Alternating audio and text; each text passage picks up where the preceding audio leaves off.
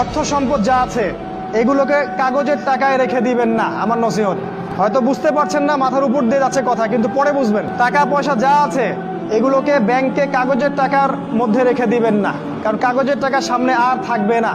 লিখে রাখেন, কয়েক বছর পরে দেখতে পারবেন সমস্ত টাকা হয়ে যাবে ইলেকট্রনিক। খালি পাঠাবেন ইলেকট্রনিক মানি, মানে আপনি টাকা ধরতেও পারবেন না, পকেটে রাখতেও পারবেন না, খালি জানবেন আমার অ্যাকাউন্টে এত টাকা আছে। এই পুরো ব্যাংকিং সিস্টেমটা পড়ে যাবে, থাকবে না। বিশ্বাস না হলে লিখে রাখতে পারেন, এই পুরো ব্যাংকিং সিস্টেম পড়ে যাবে, কাগজের টাকা থাকবে না। কি করবেন তাহলে? আপনি আপনার সম্পদটাকে সোনায় রূপান্তর করেন, কিছু সোনা করে রাখেন, জমায় রাখেন, রূপায় কনভার্ট করেন। এগুলোর দাম কখনো কমবে না। 100 বছর পরেও সোনার দামই থাকবে। তো 10 বছর পর আপনার 10 লাখ টাকার মান 10 লাখ টাকা থাকবে না, দাম পড়ে যাবে, আপনি সম্পত্তি হারাবেন।